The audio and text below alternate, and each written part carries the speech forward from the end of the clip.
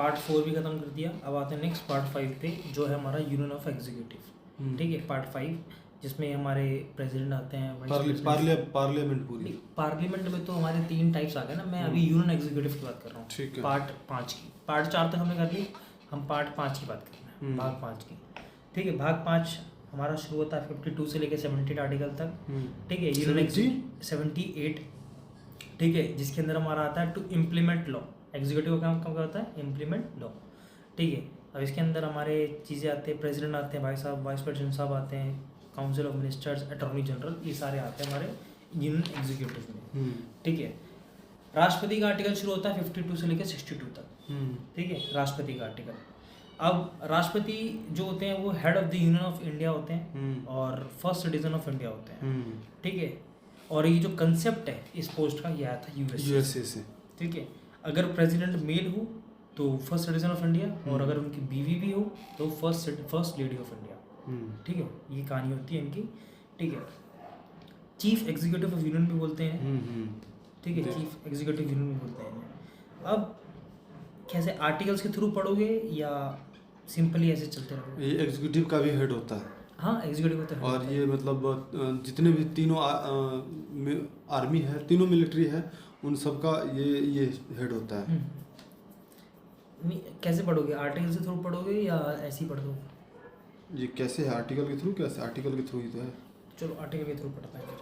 ठीक है, आर्टिकल 52 बात करता है कि प्रेसिडेंट ऑफ इंडिया होना चाहिए।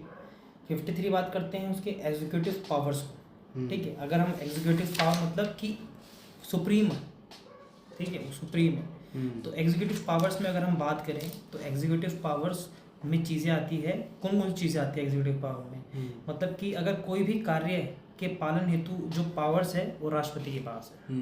ठीक है, अगर कोई भी चीज़ें करनी है, ठीक है, गवर्नमेंट का सारा जो एग्जीक्यूटिव एक्शन होता है वो फॉर्मली राष्ट्रपति के नाम पे होता है। करता गवर्नमेंट है, लेकिन जो फॉर्मली नेम होता है वो राष्ट्रपति के नाम। ठीक है, सारे जो रूल्स होते हैं, रूल्स और रेगुलेशन, वो उन्हीं के नाम पे एग्जीक्यूटिव भी होते हैं। दूसरा उनका वर्क हो गया। ठीक है, तीसरा वर्ग उनका हो गया कि गवर्नमेंट के जो बिजनेस के लिए जो रूल्स बनते हैं और साथ साथ उन बिजनेस की जो मंत्री को अलोकेट करना होता है वो भी राष्ट्रपति का काम होता है। ठीक है, जो भी उनको डिपार्टमेंट अलोकेट होते हैं मिनिस्टर्स को, वो भी राष्ट्रपति करता है। चौथा काम अपॉइंट करता है attorney general of India, CAG, chief election commissioner, UPSC के चेयरमैन और members, state governor, finance commissions की वो बैठक जो कमेटी बनाता है वो भी प्रेसिडेंट बनाते हैं। केंद्र के किसी भी अफेयर में, ठीक है, या किसी भी लेजिस्लेशन पे पीएम से रिपोर्ट मांग सकता है राष्ट्रपति। 5वां पॉइंट। 6वां पॉइंट, पीएम से इंक्वायर कर सकता है किसी भी मैटर पे जो मंत्री ने डिसाइड करा है और काउंसिल ऑफ मिनिस्टर्स ने नहीं करा है। ठीक है, काउंसिल ऑफ मिनिस्टर्स नहीं करा है लेकिन मंत्री ने करा है। ठीक है, SC ST OBC के कंडीशंस को इन्वेस्टिगेट करने के लिए कमीशन बिठा सकते हैं। 7वां पॉइंट। ठीक है, जो कि आर्टिकल 340 में गिवन है। इंटर स्टेट काउंसिल को सेटअप करना, आर्टिकल 263 इंटर स्टेट काउंसिल की सेटअप करते हैं प्रेसिडेंट साहब। ठीक है, यूनियन टेरिटरीज को डायरेक्टली एडमिनिस्टर करते हैं। ठीक है, यूनियन टेरिटरीज को ये भी राष्ट्रपति साहब करते हैं, और जो उनके एडमिनिस्ट्रेटर होते हैं यूनियन टेरिटरीज के वो भी राष्ट्रपति साहब, LG जो होते हैं वो भी राष्ट्रपति साहब करते हैं।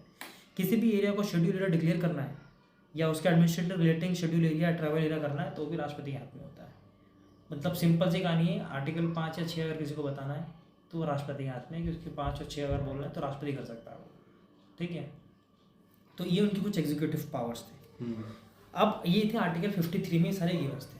आर्टिकल 54, आर्टिकल 54 हमारा बात करता है इलेक्शन ऑफ प्रेसिडेंट, कि प्रेसिडेंट का इलेक्शन कैसे होगा। ठीक है, फर्स्ट चीज इनडायरेक्टली इलेक्शन होता है। ठीक है, और किनके थ्रू होता है? इलेक्टोरल कॉलेज के थ्रू होता है। इलेक्टोरल कॉलेज में कौन कौन बंदे आते हैं? 3 लोग आते हैं। फर्स्ट आते हैं लोकसभा और राज्यसभा के इलेक्टेड MPs। ठीक है, दूसरे आते हैं स्टेट असेंबली के इलेक्टेड MLAs। ठीक है, तीसरे आते हैं union territories with legislation assembly के इलेक्टेड MLAs।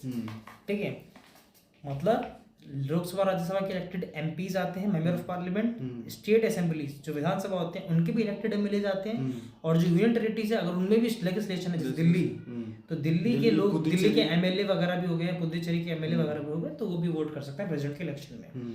ठीक है, सेंट्रल स्टेट और यूनियन टेरिटरीज के सारे MP MLA जिनको डायरेक्टली यूनिवर्सल एडल्ट फ्रेंचाइज के द्वारा चुना जाता है वो सारे वोट कर सकते हैं। ठीक है, जो मतलब जो 18 साल के बाद जो हम लोग वोट करते हैं हम किसी को लोग भी, जिनको डायरेक्ट चुना जाता है पब्लिक हाँ, के तो थ्रू। वो सब इलेक्शंस में वोट कर सकते हैं। लेकिन अगर किसी स्टेट की विधानसभा को डिसॉल्व कर दिया और उनके मेंबर वोट नहीं कर सकते, ठीक है, भले ही वो चुनाव पहले से ही जीत क्यों हुआ हो, अगर डिसॉल्व हो गई पार्टी तो वो वोट नहीं कर सकते हैं, ठीक है। अब वोट वैल्यू देख लेते हैं। तो एमएलए का वोट वैल्यू का कैलकुलेशन कैसे होता है, स्टेट की population upon total number of MLA of state, ठीक है। स्टेट की पॉपुलेशन और total number of value state को करके ये लोग सीट्स निकालते हैं कि कितनी कॉन्स्टिट्यूंसीज है, ठीक है। एमपीज के कैसे होता है कि सारे एमएलए के वोट को अपॉन में टोटल इलेक्टेड ऑफ आपकी MPs of parliament, total MPs जितने मेंबर ऑफ पार्लियामेंट है वो, और डिवाइड करते हैं उसको सारे एमएलए के वोट को, उन दोनों डिवाइड करेंगे तो एमपीज के टोटल वोट आ जाते हैं, ठीक है। मतलब वोट वैल्यू आ जाएगा वो। वोट वैल्यू आ जाएगा। System of proportional representation with single transferable vote, ठीक है। इलेक्शन डिस्प्यूट जितने भी जो भी चीज़ें होते हैं वो सुप्रीम कोर्ट के हाथ में है, ठीक है। फाइनल डिसीजन सुप्रीम कोर्ट का होता है। अगर election of president void declare हो जाए सुप्रीम कोर्ट के थ्रू, तो जितने भी एक्ट्स है जो कि हो चुके हैं प्रेसिडेंट के थ्रू वो इनवैलिडेट हो जाते हैं और वो पहले से फोर्स में जो पहले से चल रहा है वो चलता रहता है, ठीक है। इनवैलिडेट हो जाता है और वो चलता रहता है अगर सुप्रीम कोर्ट के थ्रू प्रेसिडेंट का इलेक्शन वॉइड हो जाए तो, ठीक है। तो और चीज़ें देख लेते हैं इसमें कि जो इलेक्शन की बात कर ली हमने, ठीक, ये थी इलेक्शन की सारी बातें। अब इसमें एक चीज और भी है कि राष्ट्रपति के लिए जो जमानत राशि है वो 15,000 है, वो मैं आगे आता, चलो कोई नहीं बोलूँगा। और राष्ट्रपति के चुनाव में वोट कौन कौन करता है, तो लोकसभा, राज्यसभा, ये तो हो ही गया, विधानसभा के निर्वाचित सदस्य, और कौन नहीं करता है, तो लोकसभा, राज्यसभा, विधानसभा और विधान परिषद के मनोनीत सदस्य वोट नहीं करेगा। लेकिन जब महाभियोग पर आएगा तब ये वोट करेगा, ठीक है। तो और यहाँ पर है विधान परिषद कहाँ कहाँ है ये तो पता ही है, 5 राज्य है, ये 6 राज्य है, 6 राज्य में विधान परिषद है। उत्तर प्रदेश, बिहार, महाराष्ट्र, आंध्र प्रदेश, तेलंगाना और कर्नाटक। कोलकाता, पश्चिम बंगाल ने मांगा था तो उनको नहीं दिया, आंध्र प्रदेश ने खत्म करने के लिए वो किया था लेकिन उनका पास नहीं हुआ तो खत्म नहीं हुआ। ठीक, आगे बढ़े। 55 आर्टिकल 55 हमारा बात करता है कि मैनर ऑफ इलेक्शन जो है वो किस तरीके से होगा, ये कॉन्स्टिट्यूशन में गिवन है, ठीक है। 56 टर्म ऑफ प्रेसिडेंट, कि प्रेसिडेंट का टर्म कब तक रहेगा, ठीक है, 5 साल फ्रॉम डेट ऑफ ज्वाइनिंग तब तक रहता है। 56 क्लॉज 1 हमारा रेजिग्नेशन ऑफ प्रेसिडेंट बात करता है कि प्रेसिडेंट अगर रेजिग्नेशन देना चाहता है तो वाइस प्रेसिडेंट को देगा। 57 बात करता है reappointment of president, numerous time president appoint हो सकता है, बार बार हो सकता है, ठीक है। क्वालिफिकेशन क्या क्या है प्रेसिडेंट की, तो पहला है वो भारत का सिटीजन होना चाहिए, दूसरा है कि 35 साल कम से कम उम्र होनी चाहिए, लोकसभा इलेक्शन के एलिजिबल होने चाहिए, ठीक है, और no office of profit under any state, ठीक है, ये चीज़ होनी चाहिए।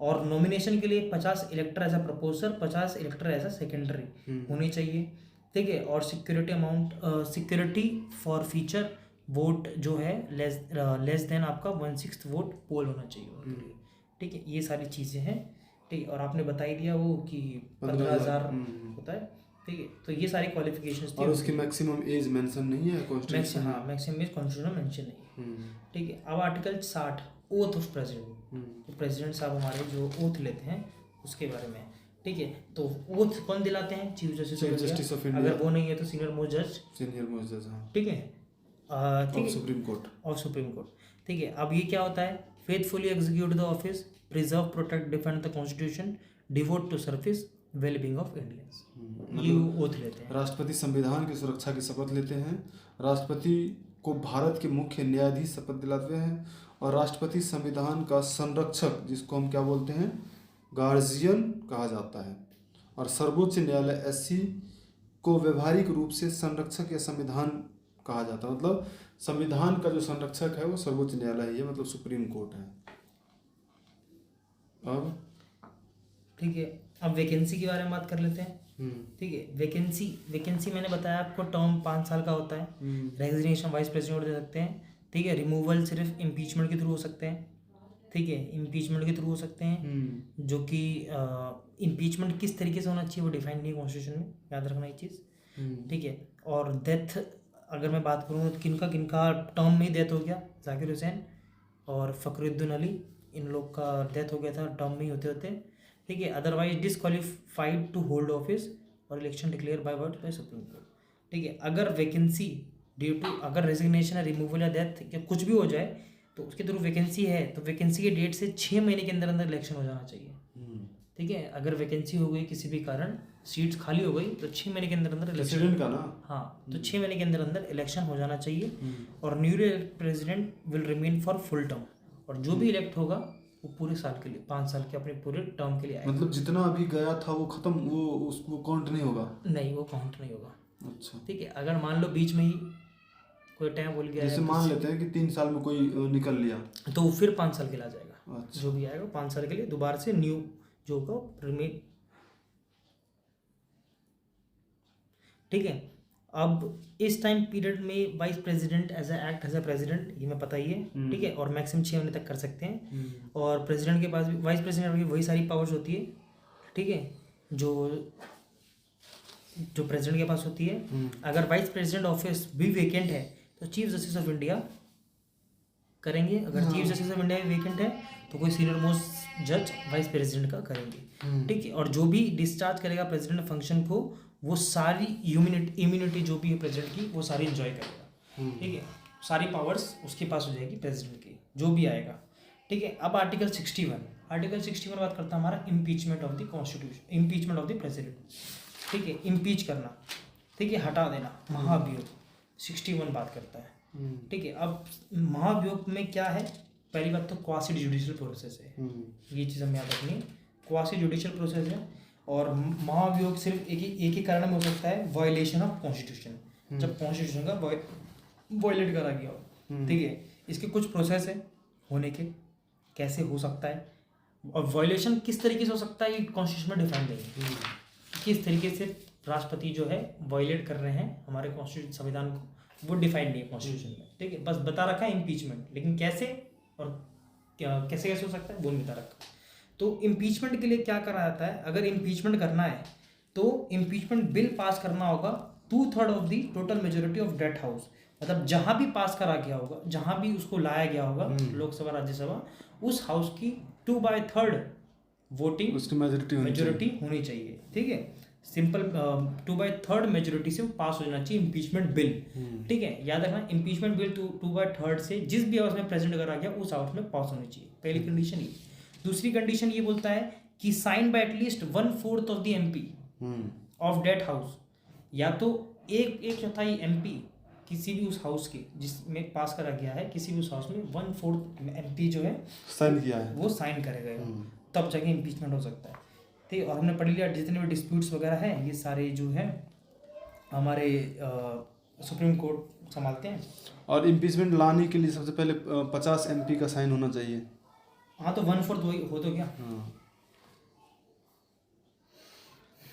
ठीक है। और अगर किसी पे चार्ज, जैसे बता दी 1/4 एमपी, ठीक है, जिस भी हाउस ने उसे चार्ज फ्रेम किया है, और प्रेसिडेंट को 14 दिन का नोटिस दिया जाता है उस टाइम पे, ठीक है, अपनी बातें रखने के लिए, ठीक है। और प्रेसिडेंट के पास राइट है कि वो अपीयर हो सकते हैं और रिप्रेजेंट हो सकते हैं उन सच इन्वेस्टिगेशन के लिए अगर वो चाहते हैं तो, ठीक है। बता दिया आपको मैंने, कॉन्स्टिट्यूशनल प्रोसेस है, ठीक है। और इम्पीचमेंट में एमपीज जो कि नॉमिनेटेड भी है, इलेक्टेड भी नहीं, नॉमिनेटेड भी है, वो भी पार्ट कर सकते हैं। इलेक्टेड एमएलए स्टेट और यूटी के पार्ट नहीं ले सकते हैं, जो इलेक्शन में पार्ट ले रखे होते हैं, मतलब जो इलेक्शन के प्रेसिडेंट के इलेक्शन के बाद जिन्होंने वोट डाला है वो इम्पीचमेंट के बाद वोट नहीं डाल सकते। क्यों? ठीक है, अब संविधान में लिखा हुआ है, तो अब किसका, यूटी का? हाँ, यूटी का, स्टेट का, जो भी हो, इलेक्टेड अगर है तो वो नहीं डाल सकता, नॉमिनेटेड है तो डाल सकता है। मतलब नहीं समझ में आया। अरे सिंपल है ना, जो इलेक्शन में उनका पार्टिसिपेट करा है, हाँ, वोट किया, मतलब उसके वो इम्पीचमेंट में नहीं आ सकता है। तो फिर तो बाकी जो नॉमिनेटेड था हाँ, वो आ सकता है, ठीक है।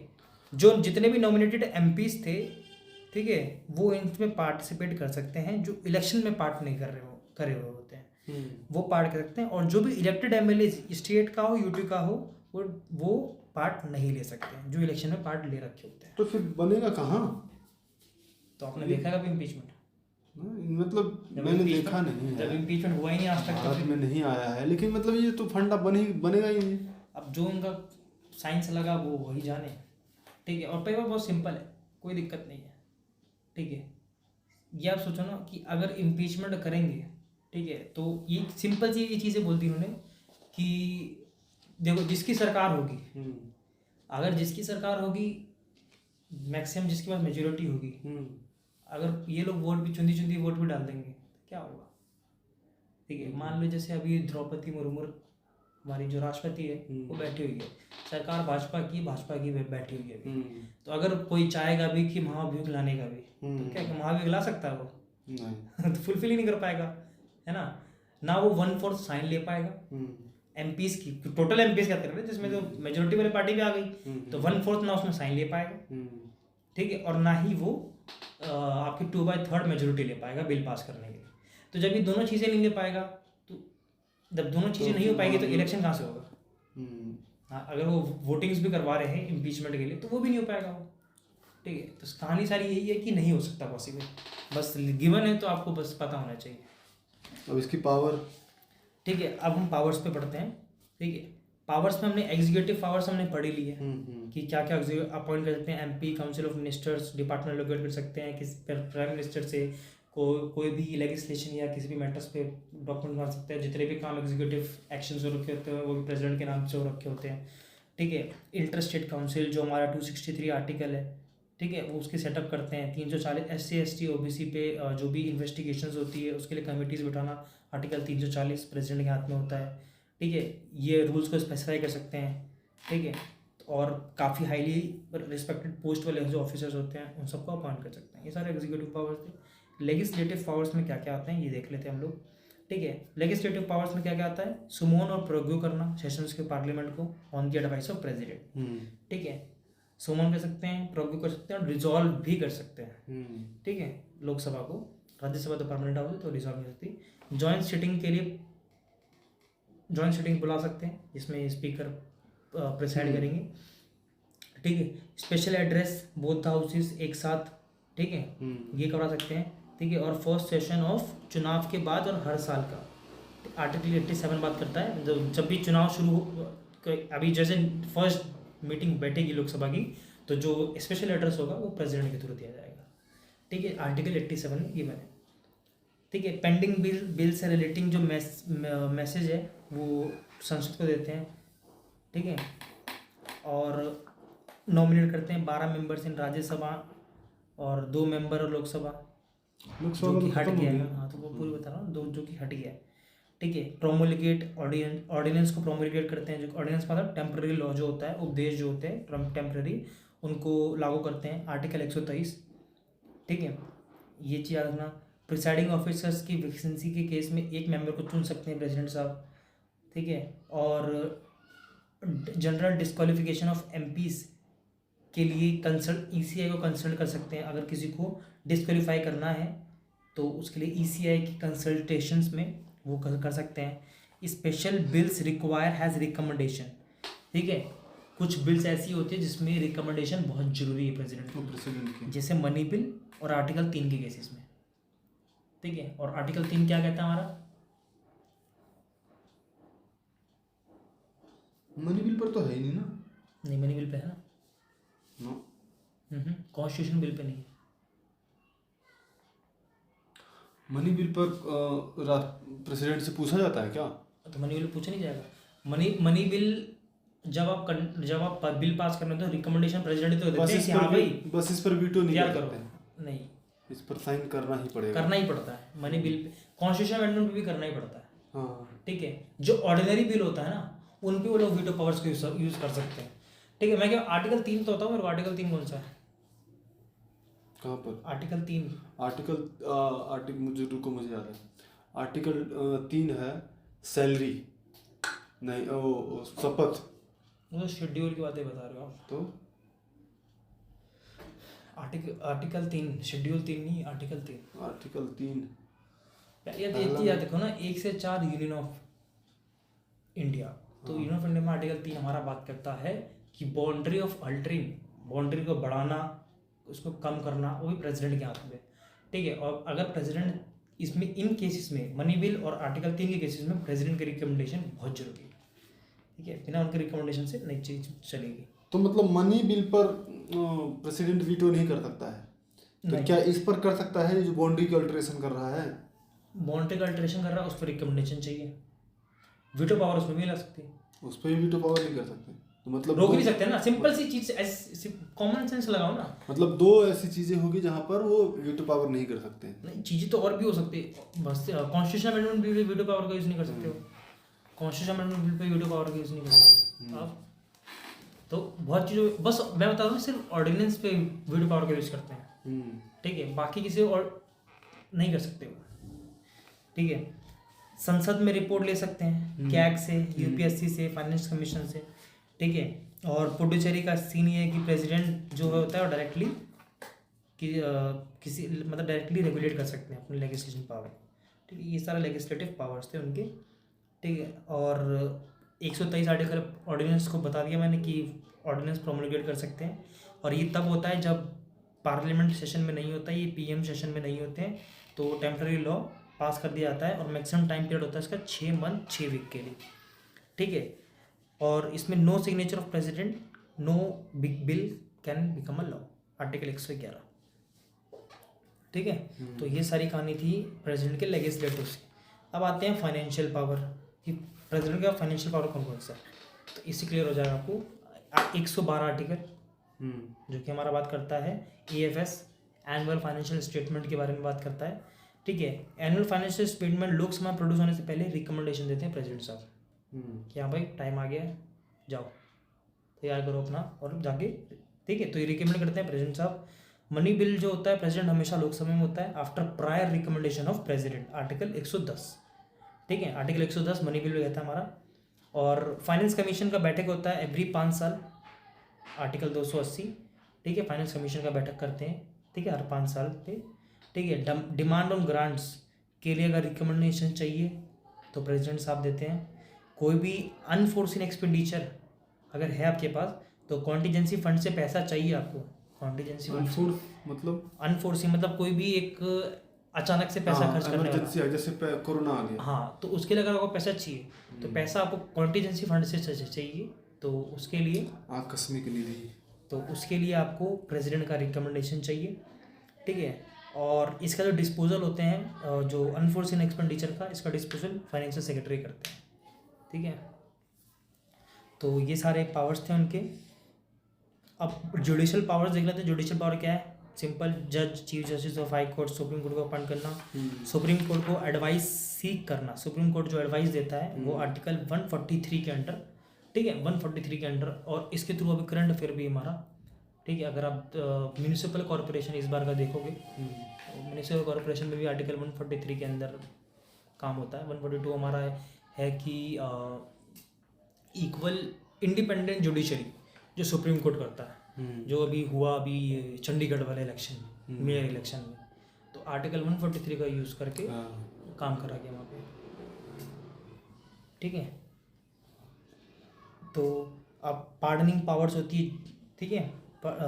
जैसे कोर्ट मार्शल के सेंटेंस केसेस में, cases for punishment of offences against union law या डेथ सेंटेंस, ठीक है। डिप्लोमेटिक पावर होते हैं जैसे treaties agreement are negotiated on this on his behalf, ठीक है। इनके बिहाफ पे ये सारे काम होते हैं सब्जेक्ट टू पार्लियामेंट अप्रूवल। ये जो सब्जेक्ट है, ये ट्रीटीज एग्रीमेंट, ये पार्लियामेंट अप्रूवल के सब्जेक्ट्स है, ठीक है। मिलिट्री पावर्स होते हैं, सुप्रीम कमांडर होते हैं, defence forces appoint chief of army, air force, navy, और वॉर और पीस डिक्लेयर करना है तो ये भी वैसे पार्लियामेंट अप्रूवल पे ही है कि अगर लड़ाई झगड़ा करना है या पीस रखना है वो भी पार्लियामेंट अप्रूवल है, लेकिन जो डिक्लेयर करते हैं प्रेसिडेंट साहब करते हैं, ठीक है। एमरजेंसी पावर्स की बात कर लें तो एमरजेंसी पावर हमारे अभी तक 3 बार लग चुके हैं, 62, 65, 75, ठीक है।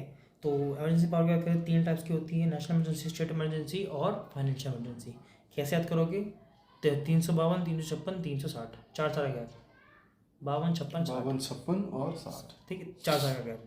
अब 4 साल का गैप है तो नेशनल इमरजेंसी जो थी उसके अंदर हमारा चीज़ें चेंज करी गई थी, जैसे war, external aggression and arm rebellion impose on return recommendation of cabinet के रिकमेंडेशन पे ये सारी चीज़ें होगी ये नेशनल इमरजेंसी में, ठीक है। स्टेट इमरजेंसी सीधा सीधा मतलब होता है प्रेसिडेंट रूल स्टेट इमरजेंसी पे, ठीक है। और इसको गवर्नर रिकमेंड करता है प्रेसिडेंट साहब को कि आप ये थोड़ा बाहर हो रहा है कंट्रोल से, तो आप अपना इसमें रूल लगा दो, ठीक है।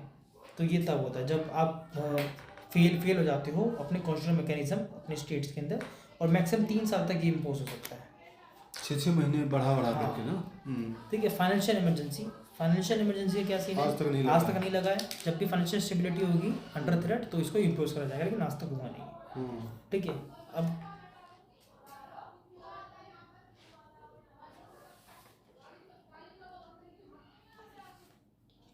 वीटो पावर, ठीक है। वीटो पावर ऑफ प्रेसिडेंट देख लेते हैं। 1 मिनट ये देख लेते हैं कि जो 352 लगाया जाता है जिसको हम राष्ट्रीय आपात बोलते हैं, वो किस कंडीशन में लगाया जाता है। एक तो बाह्य आक्रमण, मतलब अगर कोई एक्सटर्नल अटैक हो जाता है, वार, एक्सटर्नल आर्म रेबेलियन, और ये जो है इसकी जांच करने के लिए जो 25 जून जो लगा था, मतलब जो इंदिरा गांधी ने जो लगाया था राष्ट्रीय आपात, उसको जांच करने के लिए एक बार आंतरिक अशांति के आधार पर तो लगाया गया था। इसको जांच करने के लिए शाह कमेटी बनाया गया था आपातकाल की जांच हेतु, शाह कमेटी। बोलो। ठीक है। वीटो पावर देख लेते हैं। तो veto power of president, simple सी कहानी, विदहोल्ड करना बिल्स को, ठीक है। वैसे 4 टाइप्स की वीटो पावर्स होती है, एब्सोल्यूट, सस्पेंसिव, पॉकेट और क्वालिफाइड। क्वालिफाइड वीटो जो है हमारे इंडिया में नहीं होता, ठीक है। वो पोटा यूज़ करता है उसे, पोटस, ठीक है, president of the United states, वो यूज़ करते हैं पोटस, ठीक है। और अब पढ़ते हैं हम लोग 3 ही पढ़ते हैं हम लोग अपने में, एब्सोल्यूट, सस्पेंसिव और पॉकेट वीटो, ठीक है। तो प्रेसिडेंट के पास 3 पावर्स होते हैं, जिसमें से एक पहला आता है एब्सोल्यूट वीटो, जिसके अंदर क्या होता है, bill pass by parliament is withhold by president. Simple सी कहानी, रिजेक्ट मार दिया उन्होंने, ठीक है। सिंपल सी कहानी देखो, रिजेक्ट मारते हैं। और रिजेक्ट सिर्फ वही केसेस में हो सकता है, अगर कोई प्राइवेट मेंबर का बिल हो तो रिजेक्ट कर सकते हैं प्रेसिडेंट साहब, एब्सोल्यूट वीटो लगा सकते हैं। ऑर्डिनरी बिल होता है, या कभी गवर्नमेंट बिल ऐसा हो, कोई गवर्नमेंट बिल हो, कैबिनेट रेजिग्नेशन दे दे, डिसॉल्व हो जाए। ऑर्डिनरी बिल को भी तो अभी आऊँगा।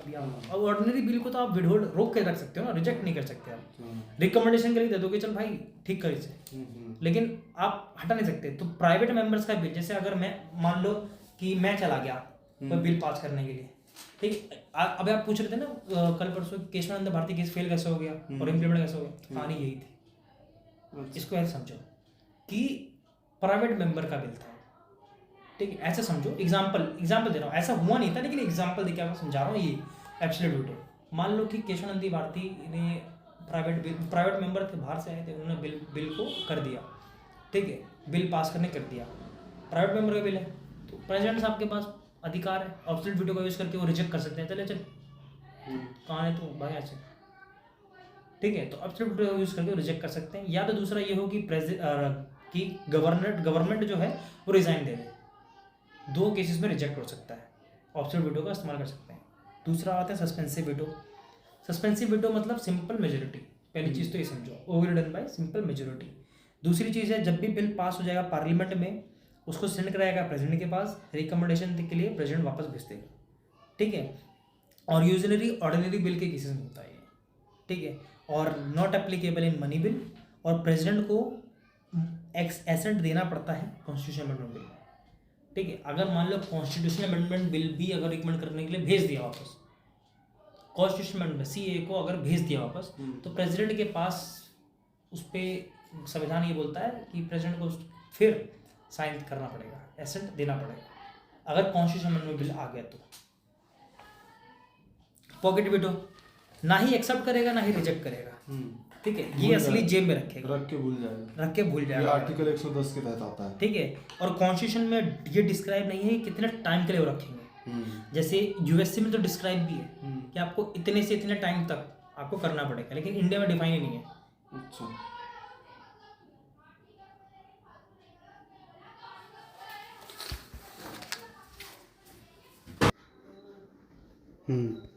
आर्टिकल 72 पार्डनिंग पावर है प्रेसिडेंट की, ठीक है, पार्डनिंग पावर है, तो मतलब क्षमादान,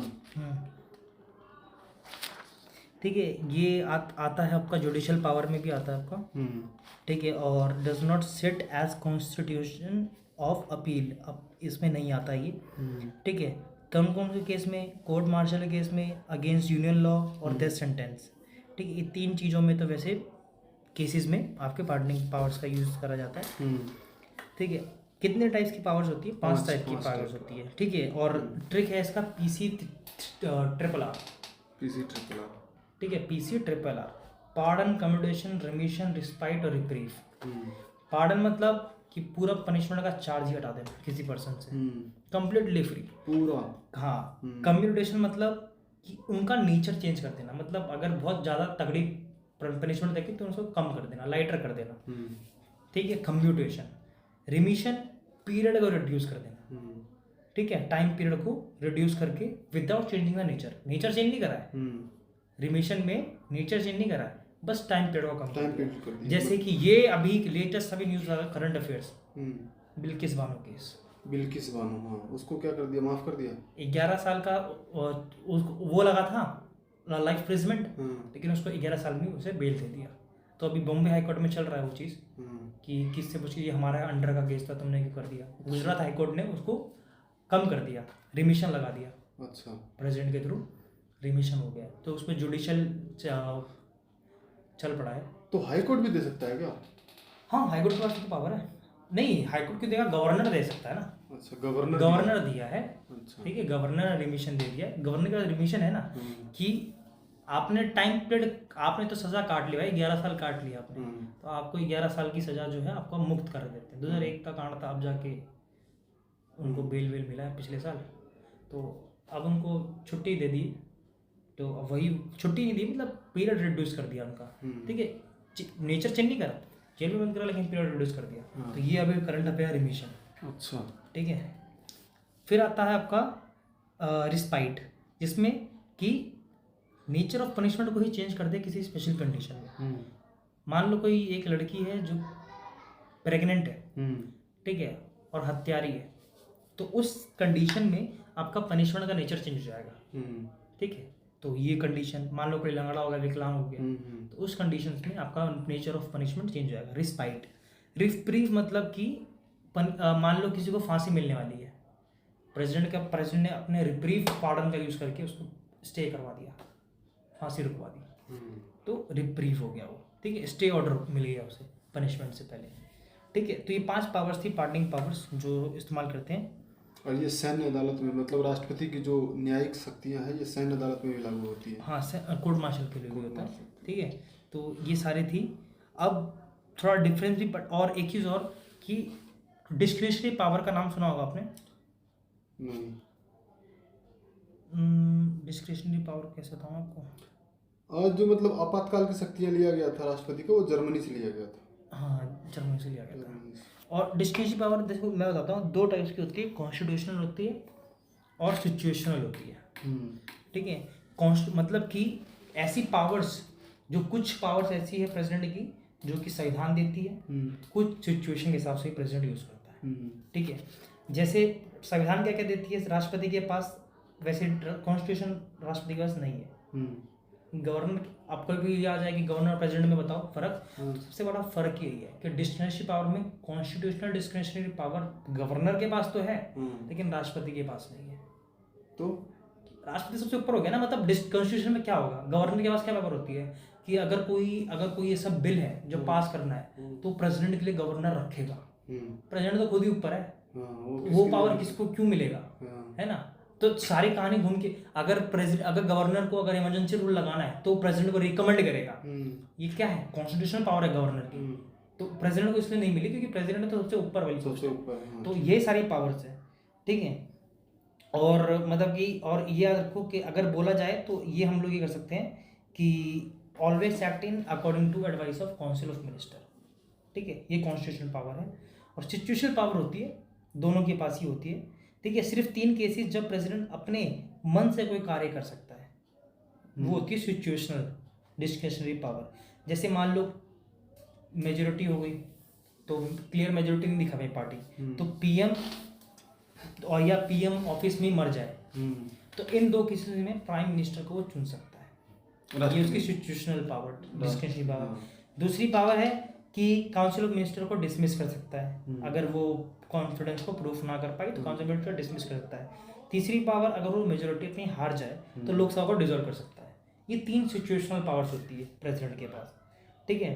तो और मैं बता दिया कि गवर्नर और प्रेसिडेंट में क्या डिफरेंस है। पहला डिफरेंस तो ये है कि कॉन्स्टिट्यूशनल उसके पास नहीं होता है और गवर्नर के पास होता है। दूसरा ये है कि प्रेसिडेंट जो है डेथ सेंटेंस को हटा सकता है लेकिन गवर्नर नहीं हटा सकता, ठीक है, डेथ सेंटेंस को, और कोर्ट मार्शल केसेस में भी नहीं हटा सकता, ठीक है।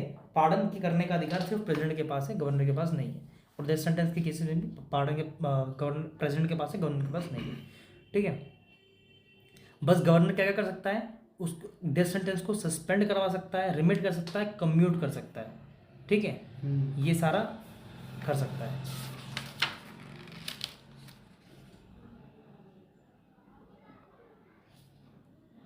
और जो मैंने बताया ना कि सिचुएशनल वाला भी, जो सिचुएशनल वाला टेक्निकली पॉसिबल नहीं है कि मतलब कि मान लो कि अपने मन से काम करने वाला चीज़ जो है वो टेक्निकली पॉसिबल नहीं है। बस बोला जाता है कि सिचुएशनल डिस्क्रिशनरी पावर प्रेसिडेंट के पास होती है लेकिन वो यूज़ करते नहीं है क्योंकि उन्हें चलना ही उसके अकॉर्डिंग, काउंसिल ऑफ मिनिस्टर के अकॉर्डिंग, ठीक है। ये भी चीज़ याद रखना। ये हमारा पूरा था प्रेसिडेंट साहब का। प्रेसिडेंट का कुछ जो है ना यहाँ पर और है। राष्ट्रीय आपात के प्रावधान में कुछ चीज़ें बाकी है, इसको देखते हैं जरा और वेरीफाई भी कर लेना इसको। अवधि इसका 6 माह का होता है, पता है ये पहले से। संसद के सहमति से अगले 6 माह के लिए इसे बढ़ाया जा सकता है। ये 6 माह करके अनंत काल तक बढ़ाया जा सकता है, मतलब जब जितना तक मन करते ना तक कि 3 साल तक ही नहीं, कोई टाइम पीरियड फिक्स नहीं है। अच्छा, अनंत काल तक बढ़ा सकते हैं। हाँ, बस अगर स्टेट इमरजेंसी लगी है तो 3 साल। अच्छा, स्टेट इमरजेंसी 3 साल तक। नेशनल इमरजेंसी के लिए, नेशनल इमरजेंसी मतलब अनंत काल। हाँ, और इसमें कौन सी मेजोरिटी का यूज करता है पार्लियामेंट, सिंपल या स्पेशल? सिंपल। राष्ट्रीय आपात के दौरान लोकसभा के कार्यकाल के 1 साल के लिए बढ़ाया जा सकता है, मतलब लोकसभा के कार्यकाल को जैसे 5 साल है नहीं, हमारा, अगर 6 महीने से आगे बढ़ाना है, हाँ। अगर सिर्फ पास करना है, इमरजेंसी के बिल को पास करना है तो सिंपल, लेकिन अगर एक्सटेंड करना है तो स्पेशल। अच्छा, एक्सटेंड के लिए स्पेशल और पास करने के 6 महीने पूरे हो गए, एक्सटेंड करना है तो स्पेशल मेजोरिटी का यूज़ करके पार्लियामेंट से स्पेशल मेजोरिटी में बिल पास करवा कर एक्सटेंड करा सकते हो। लेकिन अगर इमरजेंसी लगवाना है, नेशनल इमरजेंसी लगवाना है तो सिंपल मेजोरिटी से लगवा सकते हो बिल पास कर। अच्छा, जब बढ़ाना होगा तो मतलब 1 साल तक लोकसभा का लाइफ, मतलब लोकसभा का कार्यकाल बढ़ जाएगा, 1 साल बढ़ जाएगा। और 1-1 वर्ष करके लोकसभा के कार्यकाल को अनंत काल तक बढ़ाया जा सकता है। कोई टाइम पीरियड फिक्स नहीं है। मतलब इसका वो तो 1 साल एक बार में बढ़ा देगा, लेकिन एक करके वो कंटिन्यूसली बढ़ा सकता है। कंटिन्यूसली बढ़ा सकता है, लेकिन ऐसा पॉसिबल नहीं है। पॉसिबल होगा, इंदिरा गांधी कर लेती ना, करा ना उसने 1 साल बढ़ा के। 1978 में सरकार भी तो गई थी, मोरारजी देसाई आ गए थे। राष्ट्रीय आपात के समय मौलिक अधिकार का क्या होगा, पता ही है कि अनुच्छेद 19 स्वतः निरस्त हो जाएगा। और 359 है, यदि आवश्यकता हुई तो आर्टिकल 20 और 21 को छोड़कर सब क्या हो जाएगा, निरस्त हो जाएगा। प्रेसिडेंट, यदि राष्ट्रीय आपात की घोषणा स्वतंत्र विद्रोह के आधार पर की जाती है तो आर्टिकल 19 जीवित रहेगा और बाकी निरस्त हो जाएगा। आर्टिकल 356 राज्य आपात जैसे है तो इसको राष्ट्रपति शासन कहते हैं। इसे संविधान विफलता के आधार पर लगाया जा सकता है। 2018 तक अभी 115 बार लगाया जा चुका है सभी राज्यों में। और इसकी प्रावधान क्या है, और यहाँ पर एक चीज़ और है कि 5 वर्ष तक पंजाब में सबसे लंबा लगा था और 7 वर्ष तक जम्मू कश्मीर में सबसे लंबा, पंजाब में 5 वर्ष तक और जम्मू कश्मीर में सबसे लंबा 7 वर्ष तक लगा था, ठीक है। अब और अभी भी चल ही रहा है दूसरा वाला जम्मू कश्मीर। हाँ, और नेक्स्ट यहाँ पर प्रावधान क्या क्या है, संसद की सहमति 2 माह के भीतर आवश्यकता होगी। मतलब अगर राज्य आपात लगाना है तो 2 माह के अंदर संसद को सहमति देना होगा। 6 माह की अवधि होगी। संसद की सहमति से अगले 6 माह के लिए बढ़ाया जा सकता है इसको, और ये 6 माह करके 3 वर्ष तक बढ़ाया जा सकता है। और 30वें संविधान संशोधन 1975 राष्ट्रपति शासन के संबंध में राष्ट्रपति की संतुष्टि की न्यायिक समीक्षा नहीं की जा सकती है। मतलब जो राष्ट्रपति ने अपना वो साइन किया है और राष्ट्रपति शासन लगाया है उसको चैलेंज नहीं किया जा सकता है कोर्ट में। 44वें संविधान संशोधन 1978 के अनुसार राष्ट्रपति के संतुष्टि न्यायिक समीक्षा के अधीन हो गई है, लेकिन 44वें में तो इसको कर दिया है क्या चीज़ कि अगर राष्ट्रपति मतलब 44वें संविधान संशोधन 1978 के अनुसार राष्ट्रपति की संतुष्टि मतलब कि राष्ट्रपति ने अपना वो दिया है, मतलब परमिशन दिया है कि राष्ट्रपति शासन लगाओ, तो उसको चैलेंज कर सकते हैं कोर्ट में। सुप्रीम कोर्ट में चैलेंज कर सकते हैं जुडिशियल उसके। लेकिन वो पद से हटेगा तब कर सकते हैं ना। नहीं नहीं, पद में क्यों हटाना उनको? अगर उनको मतलब जब उनका टेन्योर पूरा होगा तब कर सकते हैं, पहले करेंगे? बीच में भी कर सकते हो। अगर मान लो कि आप जो प्रेसिडेंट पावर जो है उसके लिए आपने डिमांड करी, ठीक है, आपने डिमांड करी कि यहाँ पे प्रेसिडेंट पावर लग जाना चाहिए। अब प्रेसिडेंट पावर अगर लग गया, ठीक है, और आप बोल रहे हो कि आप ये भी बोल रहे हो कि हाँ भाई मेरे तो कॉन्स्टिट्यूशनल फेलियर है ही नहीं, तो क्यों लगाया, जबरदस्ती लगाया, सेंटर ने दबाव डाल के लगाया प्रेसिडेंट पावर ये फलाना ठिकाना। तो आप उसके लिए जो डॉक्ट्रिन ऑफ जुडिशियल रिव्यू आप करवा सकते हो सुप्रीम कोर्ट के थ्रू कि क्या सच्चाई है। अच्छा। उस पर जुडिशियल उनकी वैसे टेक्निकली प्रूफ पॉसिबल नहीं है कि प्रेसिडेंट ने अगर कोई चीज़ पास कर दी तो सुप्रीम कोर्ट भी उसका पालन करता है, ठीक है। लेकिन बस यही है कि टेक्निकली आज तक हुआ नहीं है कि जुडिशियल रिव्यू उनकी चीज़ों पे लेगा। ये हो सकता है कि सुप्रीम कोर्ट अपनी चीज़ों पे जुडिशियल रिव्यू ले सकता है, लेकिन प्रेसिडेंट नहीं, टेक्निकली पॉसिबल नहीं। यहाँ पर 360 के जो वित्तीय आपात है एक बार भी अभी तक नहीं लगाया गया है। इसे वित्त व्यवस्था के आधार पर उसकी विफलता पर लगाया जा सकता है। प्रावधान इसमें क्या है, संसद की सहमति 2 माह के भीतर इसमें भी होगी और इसके अनंत काल तक इसको भी बढ़ाया जा सकता है। राष्ट्रपति अपने शक्तियों का प्रयोग मंत्री परिषद की सलाह से ही करेगा। मतलब यहाँ ये इसकी कॉन्स्टिट्यूशनल डिस्क्रिशनरी पावर है। अच्छा, ये मतलब वित्तीय आपात तभी लगेगा जब मंत्री परिषद सलाह देगा, वरना नहीं लगेगा। वैसे भी सब मंत्री परिषद की सलाह पे ये सारा काम करते हैं, ठीक है। इनका मन मुताबिक कोई काम होता नहीं है। खत्म हो गया, इसलिए तो इन्हें क्या बोलते हैं, नॉमिनल डी फैक्टो लॉ। अच्छा।